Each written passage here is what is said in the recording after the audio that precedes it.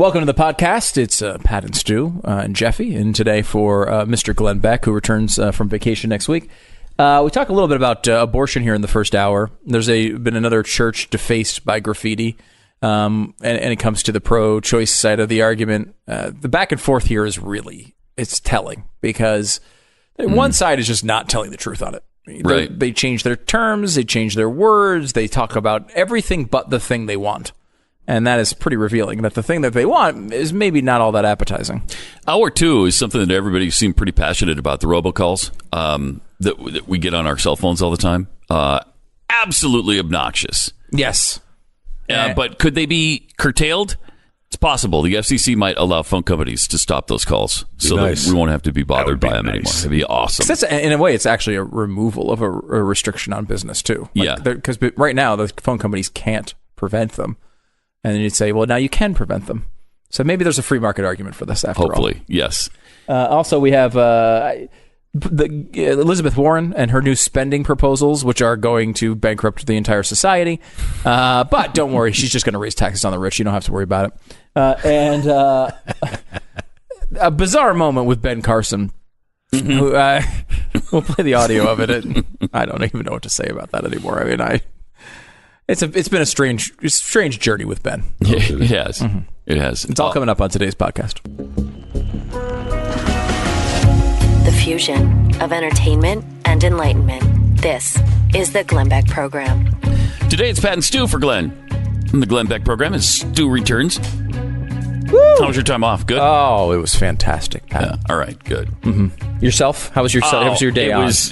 They were all fantastic. Okay, good. They were Good to awesome. hear. It was great to continue to work. I feel like I heard from basically every conversation I had while I was off the air was about abortion. Oh, really? I mean, at first you're like, it doesn't lead to a lot of comfortable conversations per se, but maybe babies being alive is worth a couple uncomfortable conversations. That's kind of what I think, yeah. Yeah. I feel like I have this weird urge to have babies be alive for longer periods. Maybe babies could turn into children. And if you know this, Pat, children are our future. So that's important. That's what I've heard, yeah. Also, a lot of those children are going to be women one day. You think? So, yeah. Do you have any evidence of that? It does seem to be a women's rights thing to me as well. So we'll get into that and a lot more in 60 seconds. This is the Glenn Beck Program. Church was defaced in Delaware County, which is that in Pennsylvania? Delaware County? It's in the Philadelphia diocese. Yeah. I know that. Mm-hmm. Vandals tagged the church with abortion rights graffiti, saying you do not have the right to decide how others lives.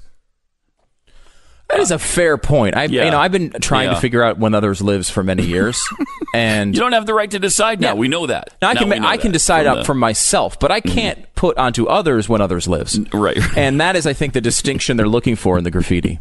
I mean, when you're writing this, I can understand it when you screw up and speak it live to somebody, but when you're writing it, I'm not sure it makes a lot of sense to add the S there. It makes a lot of sense to try to do a draft of each project you're going into in the graffiti world. Yes, Pat. if you're going to deface churches. Right. Go to a bridge first, like under a bridge where no one can see it, and try out your message there.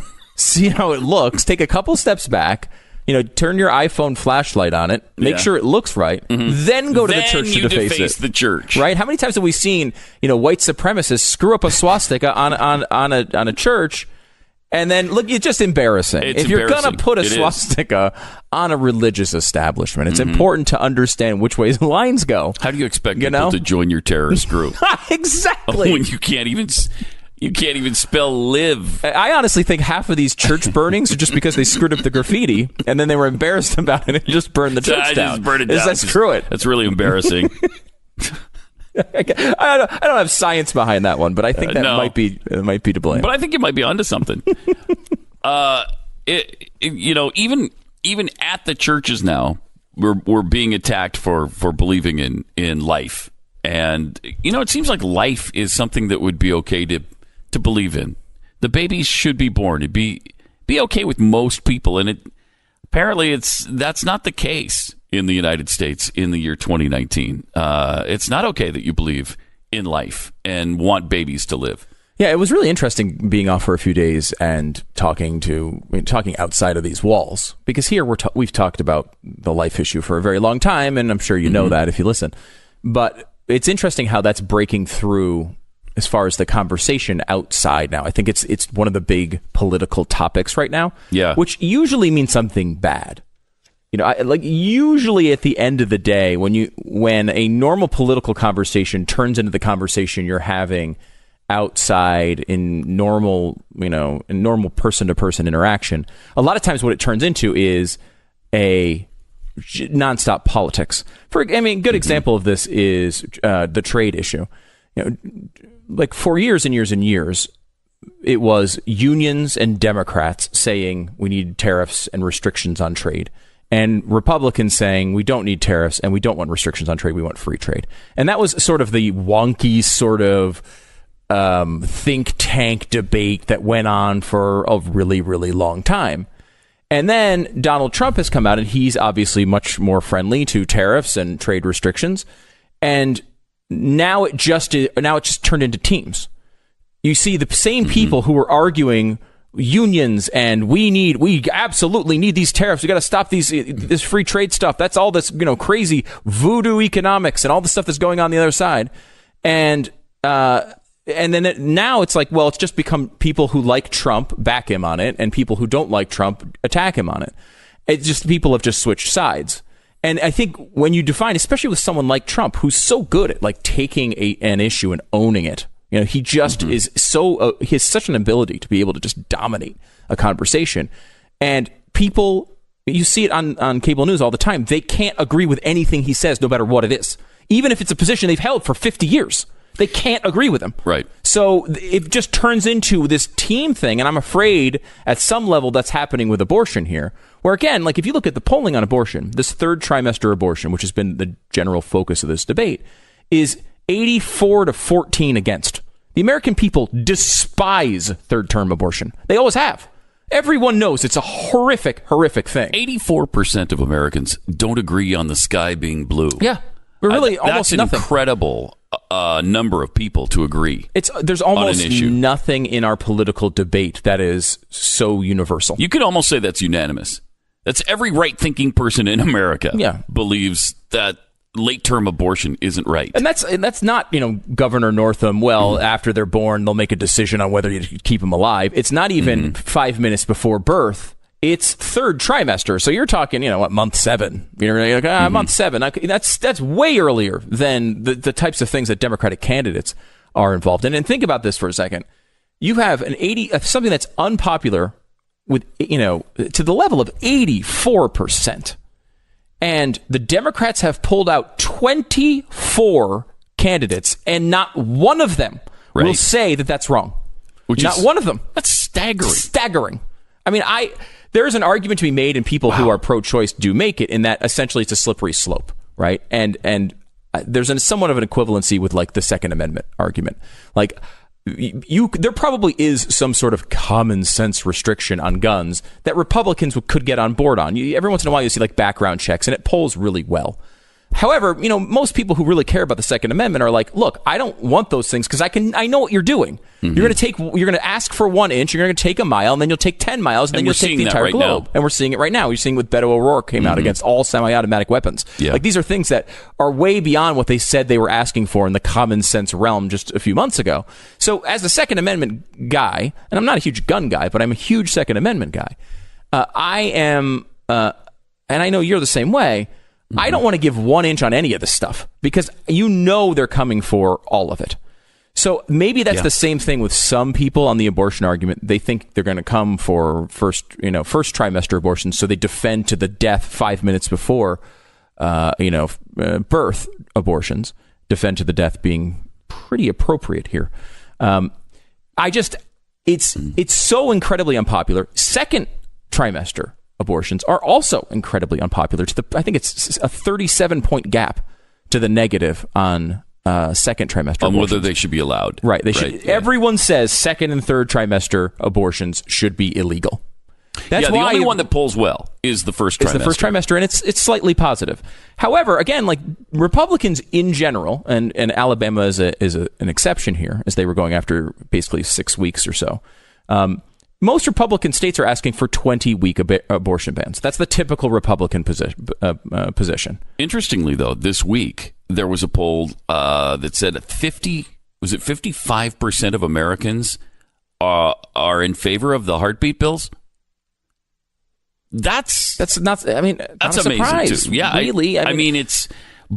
It's you wouldn't, to listen to these Democrats, you wouldn't think that anyone would be in favor of the heartbeat bill, but 55%. That's most Americans. That as soon as you know there's a heartbeat, you can't have an abortion. And then you look at that, and then you see the stance of all of these candidates on the Democrat side, and it just doesn't add up. I mean, it just doesn't make any sense. They can't find one. I mean, this is a party, like, one of the biggest abortion rulings in the Supreme Court was Casey. And this goes back to, years and years ago now. But now you have a Democratic senator, right, named Casey, same family, and they can't find one candidate to come out. I mean, it used to be that there were pro-life Democrats. This used to be something. And while it was always hard for us to understand, because how can you be on the side of the party that's fighting for unlimited abortions? They still had them. Mm-hmm. Now we're at the point where, like, can you even enter this race if you happen to be pro-life? I don't think so. I don't think you can even enter it. I don't know if you can enter the Democrat Party if you're pro-life anymore. I don't see how there doesn't seem to be any place for a pro-life person in the Democrat Party anymore. Yeah, and you could say, well, it's just one issue. I agree with them on these other things. And I understand that instinct. But when we're talking about live, how many millions? 60 million it's like 62 million now. 62 million people that should be living aren't, right? Mm-hmm. Because of this one policy. It's a pretty big deal. And if you believe, it's a big deal at some level if you're on the left, right? Because you think of it as a cultural issue. You think of it as, well, I mean, I don't think many people actually believe it's women's rights, but it's at least a stand-in for women's rights, right? Mm-hmm. No one cares what you do to your body if it doesn't affect another life. It's only a matter of if another person's rights are affected. But, it's a stand-in for women's rights. It's kind of a generic summary of women's rights, and it's something that they say they need to defend. So at some level, it's important to the left, but it's really more of just a cultural issue. To the right, we're talking about people living and dying. And if you're saying that this is an actual life, it obviously has to be the most important thing, right? If the end of this is 60 million people that should be alive aren't, what other policy has that effect on anything? I mean, we've made this point before, Pat, that we could probably come in here every day and we would bore the hell out of you in the audience. But we could come in here every day and talk about abortion, and our ratings would be like 0.004. However, morally, I could be completely content with that. Yeah. I could be completely content with that. Mm-hmm. Because there's no other issue, with the possible exception, and it's a much larger and more difficult road, of just generally speaking capitalism, right? Because capitalism really has ripped billions of people out of poverty, and you can make the argument that it's even more important, I guess. But when you're talking about just a law that could be changed, a ruling that could be changed, that could just protect millions and millions of lives, there's just nothing that competes with abortion. It's the most simple road to keep tens of millions of people, which are also will grow up to be women, will grow up to be minorities, will grow up to be will have different sexual orientations. Well, every single many of them probably, just because of the fact that Planned Parenthood just loves to target inner city neighborhoods, probably most of them wind up voting for Democrats. Like, this is an argument in which Republicans are just are saying, please, Lord God, let us give you more voters. Right. How many of them would have been, out of 62 million people, could one of them have been another Einstein? Absolutely. Could one of them have been another Madame Curie? Yeah. Could one of them have cured cancer? And many of them. Yes. And here's the thing. Maybe 10 million of them would have been awful. Right. They still should have the chance to be good. Right? That's right. If they could all be the most annoying. They could all be the people who are programming the robocalls. Like, I don't care if all of them, all 60 million, got into the robocall industry. They still deserve the right to life. But okay. Kirsten Gillibrand was talking about abortion yesterday. Basic civil rights. Here she was on MSNBC. What would you say to taxpayers out there who say, look, I support everyone having their own freedoms, but that when it comes to my tax dollars, abortion isn't something that I want to support? You know, we have a tenet in our Constitution. It's called separation of church and state. Oh, really? And I do not believe that is a valid argument. I think that the Hyde Amendment should be repealed, and that we actually need to make sure that women, regardless of their income level, have a basic right to reproductive care. It's about our humanity, and it's about our basic civil rights. A basic right to reproductive care. Well, it's in the Constitution, Pat. Uh-huh. And when I say in it, I think it's on the back and a fold. It's folded on it. So if you open up invisible the fold, ink, it is and an I think you have invisible to ink. heat it up like they did on what was that? What was that Nicolas Cage movie? Oh, National Treasure. Yeah, National Treasure. You got to take a blow dryer, and you got to be really careful though. A little lemon juice on it. Yep. And then the blow dryer, and it'll show up. Amazing. The founders predicted the blow dryer, right? Which is, I thought, pretty impressive because they didn't even have a lot of electricity at the time. I think some of them assumed you could just do it with your hot breath, but then other founders said, no, they're going to invent something eventually where they can dry their hair really quick. I think that'll do the job. Because the separation of church and state, not in the Constitution. Not in the Constitution. It was in a letter. Yes. Thomas Jefferson. In 1803 to a Baptist minister in Connecticut who was asking about, hey, are we going to be in trouble here with the state because we're not of the state religion? And that's where it came in. So you've got to separate. It's a protection against the religion, not the government. You don't have to protect the state from religion. That's pretty incredible. It's really the exact reverse. The exact opposite. Of the way it's talked about now. And the fact that a senator who's running for president is not aware that the separation of church and state is in the Constitution, is not in the Constitution, is pretty stunning in a normal time. With this field, it's not stunning at all. Because there are 24 candidates up there now. Bill de Blasio getting in while I was on vacation. You haven't even moved him over on the board yet. He's still on our on the fence list. I think he's pretty hacked off about that. Yeah, that was a big part of his initial press conference. Why have I not been moved on the Glenn Beck presidential board?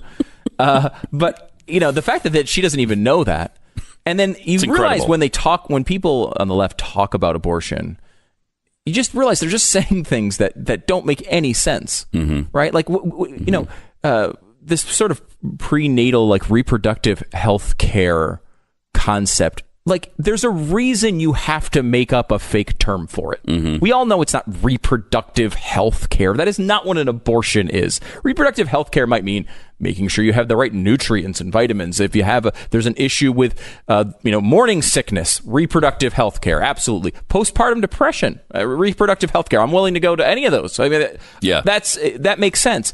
Obviously, the baby itself, whether you're having an internal lady issue, whatever the issue, just killing the baby is not reproductive health. It is not. That's not what it is. Right, because it's not healthy for the baby. I don't know if people are aware of that.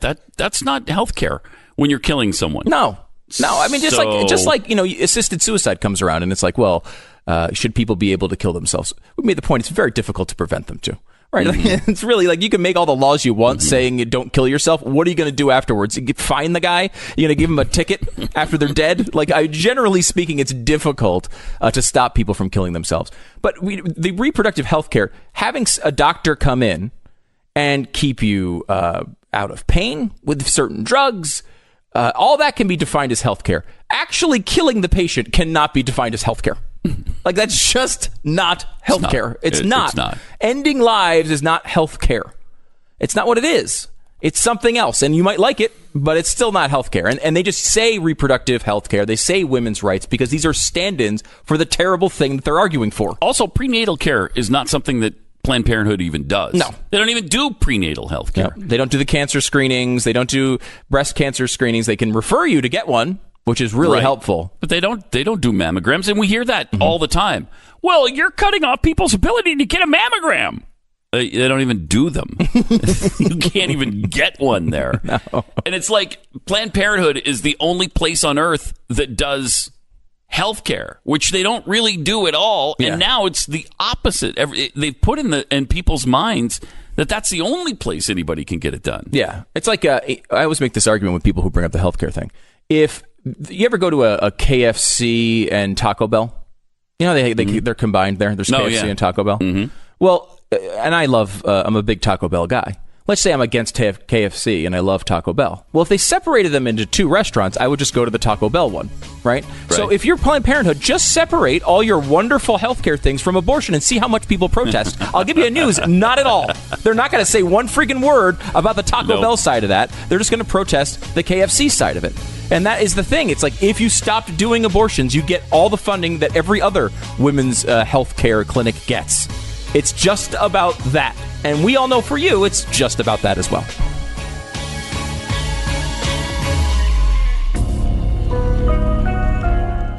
Legislation is passing through Congress right now to stop tech companies from tracking our online surfing. And it's getting some momentum, I guess, as Congress is trying to crack down now on big tech's privacy practices. On Tuesday, Senator Josh Hawley unveiled a do not track bill with some tough penalties for companies who break the protections.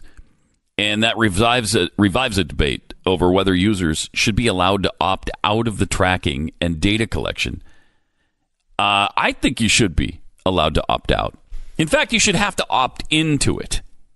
I hate the opt-out thing because a lot of times you don't know what you're opting out of. You didn't even know you needed to opt out of something. Yeah, I had an issue with my Yahoo Mail accounts that I started for my children. Yeah. So I started them when they were born. I started the email addresses, and I was emailing them little pieces of advice and videos and pictures of like things that we did when they were too young to remember adorable, them. Stu. That is adorable. I am adorable, yes, and I know this. I like that. However, it was less adorable when they just deleted the accounts for no reason. And I've lost all the stuff that I sent. Oh, wow. Now, I say all, and everyone points this out on social media, and I appreciate you coming to my rescue here. There are some that I can save because I sent them from my sent accounts. However, it wasn't just me who was doing it. It was other relatives and things. I mean, it's really annoying. And just to try to repurpose it all back together, it'll be better than nothing. Did you ever find out why that happened? Yes, I did. Yes, I did. It's just there in black and white. It was there in black and white. That's what the customer service representative told me. It's there in black and white. Okay. In the very lengthy agreement that I signed on to when I opened the account. Accept. When I pressed accept and did not, of course, read it because no human being on earth has ever read one of these documents. The terms and conditions did apply to me, and because I didn't log in frequently enough. Now, of course, it's an account for my kids, not for me. Right. And I signed up with. They had to give you hey, if we need to contact you, what are your other email addresses? What's your phone number? I put all that information in, thinking that if there was an issue, I would get an alert that came to the other account and said, hey, you haven't logged in too long of a period of time or whatever is in this agreement you signed. You got no such warning, nothing. So obviously. they just deleted them all. And this is the thing, like you probably can opt out of it, and the way you opt out is not using them. Right, like that is yes. the current thing. If you don't have to, as you would know, Pat, you don't have to use Facebook. This is something that Americans now believe that is a requirement of their life. You can get through it without Facebook, without Twitter, without Instagram. It's possible to live. It is possible, and I do think that makes me a little nervous when we talk about new legislation and controls on these companies. In that, there's a difference between what is a right and what is just awesome. And the internet is like one of those things that's just awesome. It's not your right to be on the internet. It's not. You want to pass a constitutional amendment that says it is? Go ahead, try it.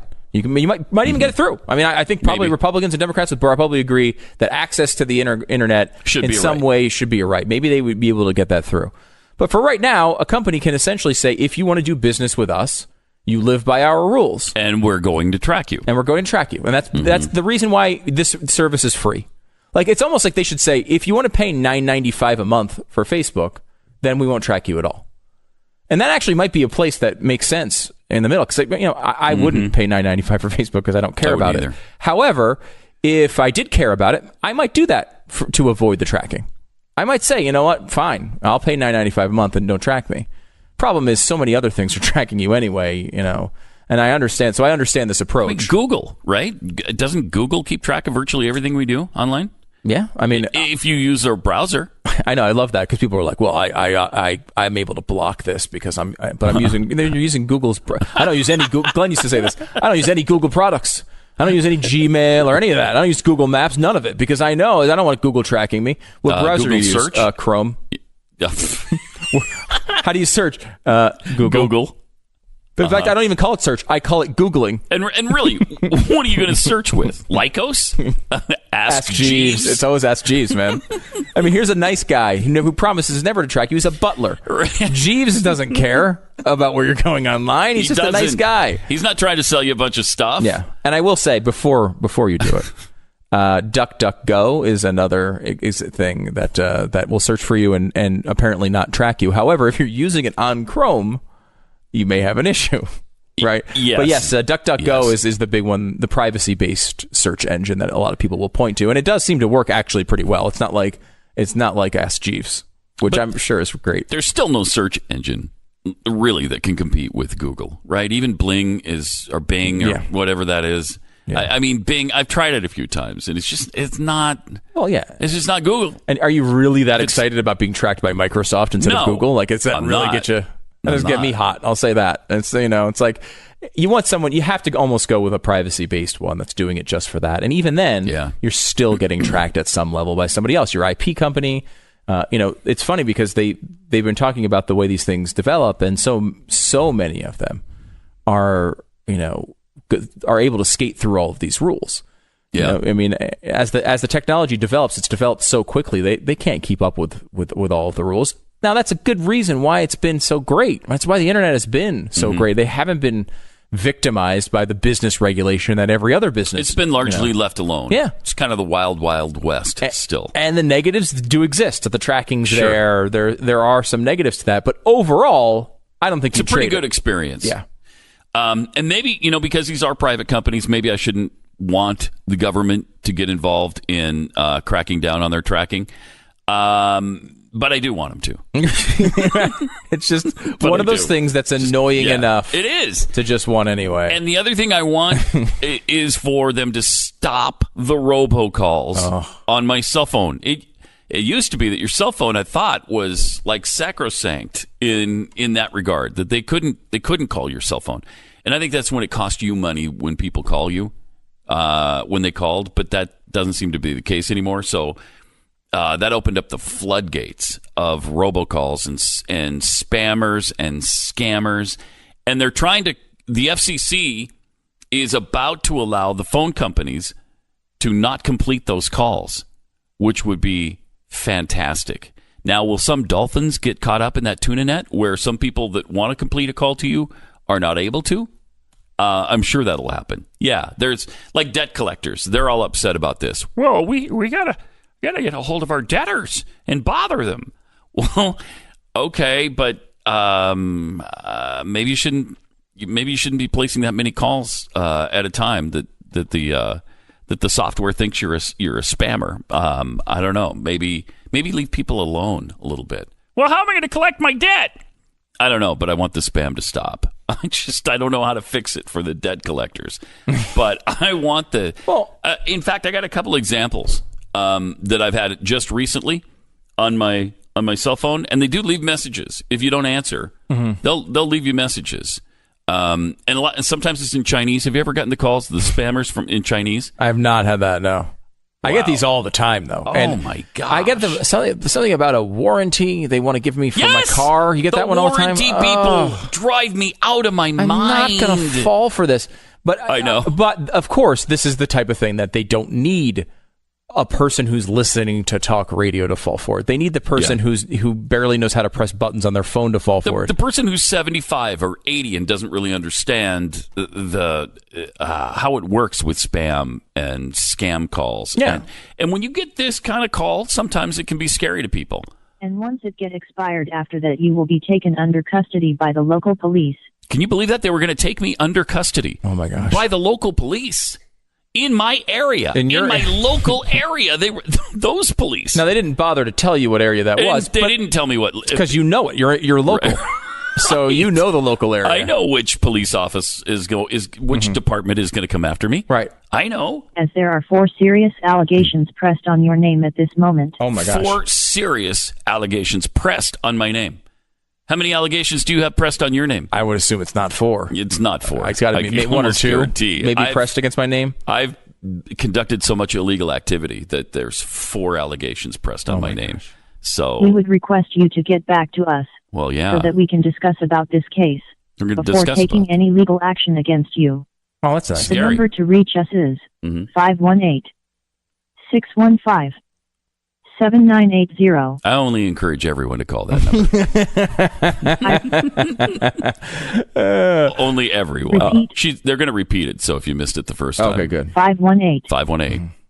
615. 7980. 7980. Thank So they want you to call, so I would. And then there was this particular call just this week. Very time sensitive and urgent that I do hear back from you before we proceed further with suspension of your social and assets. Can you believe they're going to suspend my social? Your social's going to be completely suspended? Oh, my gosh. And my assets. Now, I don't know what social of mine, my Twitter account, my Facebook, what's social, my social security number, you suspend a social security number? Just my social. So my direct call back number is 386. 386. 243-7865 again. 7865. She's going to say it number again. Number is 386-243-7865. I would say here, because, look, they are soliciting calls to this number, but there's a reason they're soliciting calls to this number, right. So you may not want to not you may not want to call. Because it's not going to annoy them. It's going to wind up putting you on a list, and then you're going to get these calls. So you may want to hesitate before you actually call. There must be some way that they scam money out of you when you do call? Yeah, I can't remember what podcast it was. One of these podcasts that looks into strange things in technology. I want to say it was Reply All, but I don't remember which one it was. Anyway, they looked into these robocalls and tried to track the source of them, which was pretty interesting because there was one guy who was working at a company, and I want to say it was TripAdvisor or Yelp. Okay. It was one of those review companies, and they were having issues because legitimate resorts were getting terrible reviews on, I think it was TripAdvisor, and they were getting these reviews because spam people like this were calling with robocalls and saying, you should call us back and book your free vacation to blank resort. And so people would hear that, would call, and of course it was a scam. They just redirected them to try to buy some expensive vacation to another crappy resort completely unrelated. They were using a big name resort to cover the fraud. And then the real company was getting the bad reviews because people were thinking they're just screwing me. Wow. So they went to try to find this, and they tracked it down, to these companies in Mexico and Central America that were using one guy in his living room in the United States to make hundreds of millions of robocalls.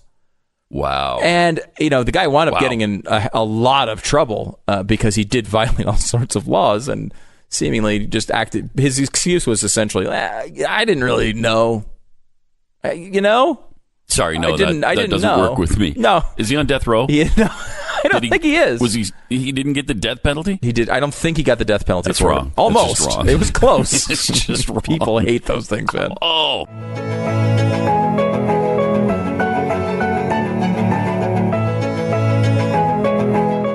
So the guy who was responsible for all those hundreds of millions of robocalls, you found out he did not get the death penalty. No. Right? He's not on death row. I believe he was fined $120 million, though. Oh, that's a good start. Which is a significant amount. That's a significant amount of money. A notable amount of money. Yes. It was actually, now that I'm remembering it, it was a story from Wired.com. Perhaps the best part of the story is the guy who uncovered the giant robocall scam. His name was Fred Garvin. If you know Fred Garvin, male prostitute from the Saturday Night Live. Yes. Fred Garvin, male prostitute. That was Dan Aykroyd's bit in the 70s. Yeah. Maybe 80s. Was it his real name? It's his real name, I guess. Or I think it was Fred Garvin. No, maybe it wasn't his real name. I can't remember. Because this guy's become the robocall hunter because he found this one particular guy. But he had made over 100 million phone calls, robocalls, and was fined $120 million, was dragged in front of Congress. I'll tweet the article out while you're being tracked by your all of your technology. Yes. You can now be tracked to look at an article with a guy whose name is the same as a male prostitute. So I don't know what that's going to do to your future employment prospects, but read it anyway. It's really fascinating because, you realize that it's almost impossible for them to stop it because you're talking. They can create fake numbers. They can, they can.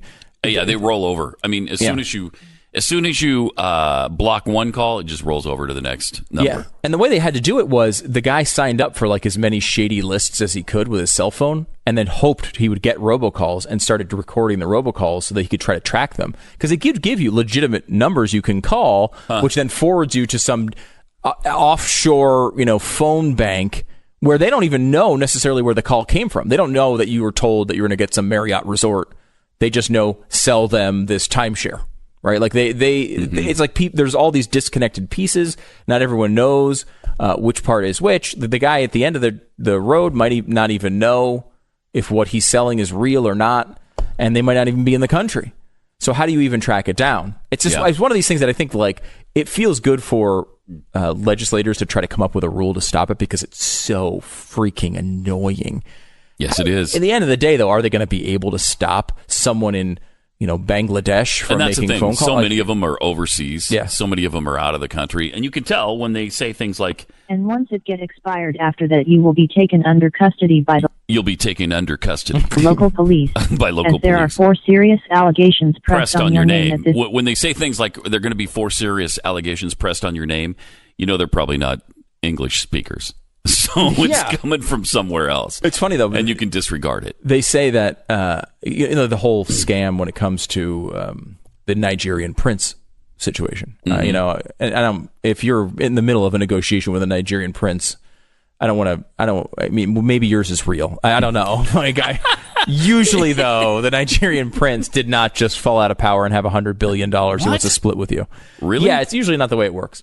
And a lot of times you get those emails and you read them and you're like, how could anyone fall for this? Like, they're not even spelling the words right.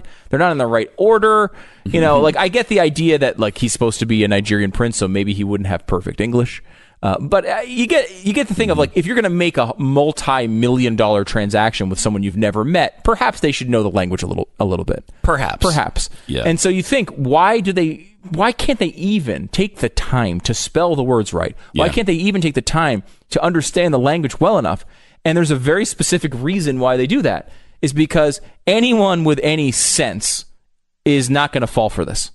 So the calculation by the people doing the Nigerian scam, they don't need to speak perfect English. Right. Well, and more than that, they actually intentionally will not speak perfect English. They intentionally will spell words wrong, because only a person who would think a multi-million-dollar transaction is about to happen with a guy who can't spell half the email correctly, only that person who's gullible enough to think that is going to actually go through with the whole scam. The person who is smart enough to say, I'm not going to answer this because they can't even spell the words right, that person isn't going to fall for the scam. So they wind up wasting their time sorting out people who are interested or are trolling them or are just, interested enough to make that first outreach, but not interested enough to go to their bank account and give bank account numbers out. They need the person who's gullible enough to think, well, this Nigerian prince out of nowhere emailed me unsolicited, can't speak the language, can't spell the words. However, let me give them my bank account number. That's the person they need,